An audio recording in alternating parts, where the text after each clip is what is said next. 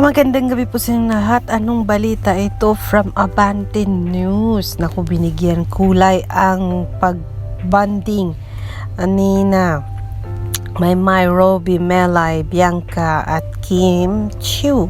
Ang sabi ni Abante News, nagbanding sina Kim Chiu, Melay, Francisco, Roby, Domingo, Mama Entrata at Bianca Gonzalez. Ayun. Ang sabi niya sa balita niya ay ganito. Handa na ba kayo sa balita ni Abante? Kim Chiu nakipag-reunion sa mga kapwa kakamping. Naku, nagbanding sina Kim Chiu, Melay, Francisco, Roby, Domingo, Mama Entrata at Bianca Gonzalez. Sa bahay ni Bianca sila nagkikita-kita. Thank you ate, I am super Bianca and Isentals for the warmest welcome sa amin sa inyong napakagandang bahay. Ayan, hashtag couple goals, hashtag family goals. Yes, say ni Kim Chiu sa ibinahaging mga reunion photo nila sa kanyang Instagram story. Makibahagi, ano ang masasabi mo sa balitang ito? Kesyo nagkasama yung mga PBB host, kakamping na.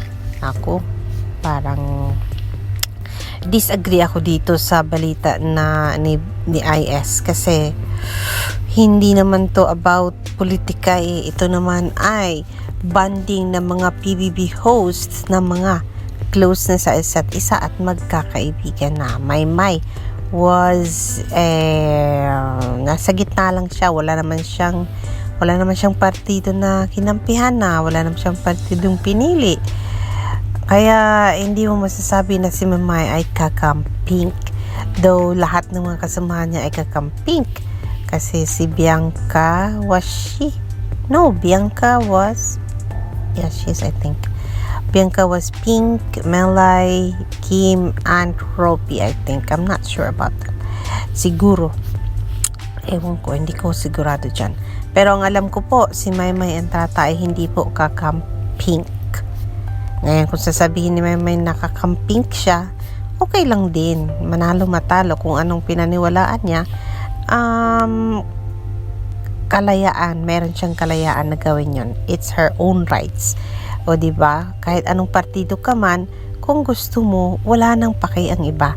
Kasi, ginusto mo yon. May kalayaan kang gawin ang anong gusto mo sa democracy kind of government sa Pilipinas. Kaya, kakampink, red man, ma-blue, ma-green, whatever color you are, still you are a citizen of the Philippines and you have the freedom to choose what you want, kung sino man ang gusto ng puso mo. But then election is over. I don't think it is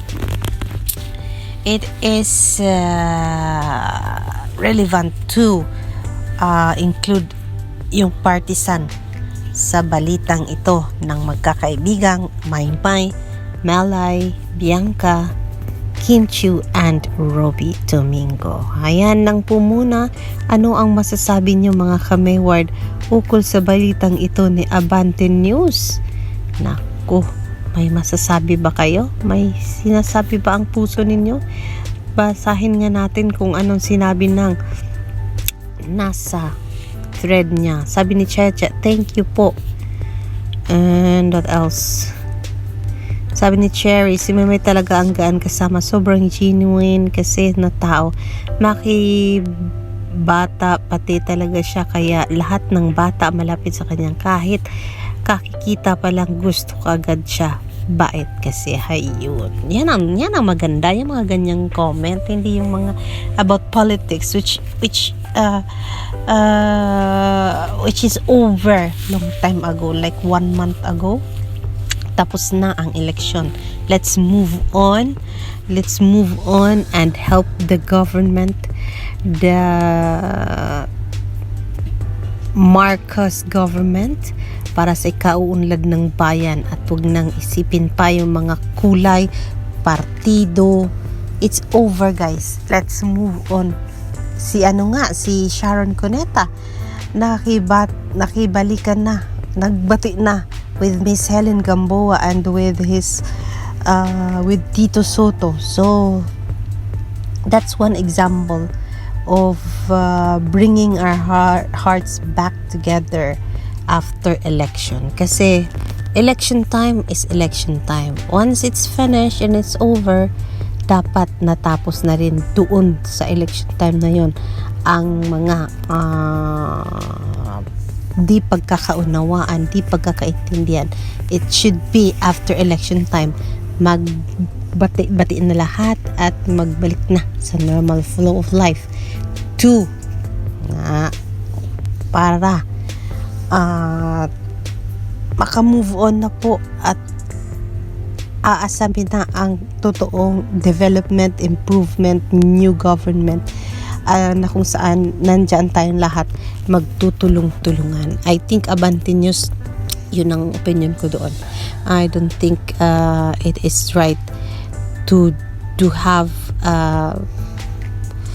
a write up like this. But anyway, this is your right din naman. Kung ano lang naman ang gustong sabihin, pwede mo namang sabihin kasi nga may karapatan ka din. It's your freedom rin naman. Pero for me, I don't think okay sa akin na mapangalanan si Maymay na kakamping when in fact the election is over at wala nang kulay na dapat pang dapat iugnay-ugnayan tayo. Dapat wala nang kulay talaga, zero kulay at all, and let's just hold our hand in hand together to have that kind of new face of government, new face of nation na kung saan magkaisa tayo uli para sa ikauunlad ng mga sarili natin, lalo na sa bayan. Alexander Lexter Jules, I will see you for more later mga Kamayward.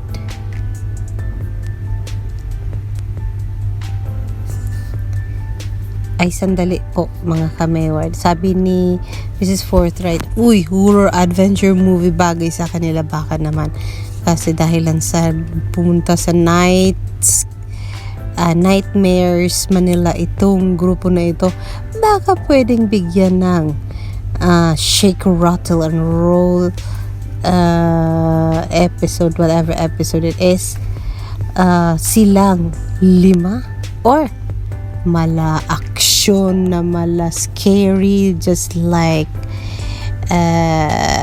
Squid Game ng Korean, parang ganon, or yung Train to Busan kind of story na kung saan nakakatakot, and then yung afternoon ay yung ano nga yun guys, yung after ng Train to Busan na mas na feel ko na mas maganda kaysa sa Train to Busan. Nakalimutan ko lang ang pangalan. But anyways, why not? Try nyo kaya ABS-CBN, bigyan sila ng ganong klaseng story kung saan dadalhin ng cinema ang mga buhay nila. Naku, baka malay nyo doon makilala si Robbie Domingo as a good artist, or si Bianca Gonzalez, or si Melay. Kim Chiu is already proven na kaya niya kasi nakailang horror na rin siyang movie with Maymay. There was once with Maymay. Yung silang 5, nako, magiging horror ba kaya o maging comedy ang story nila?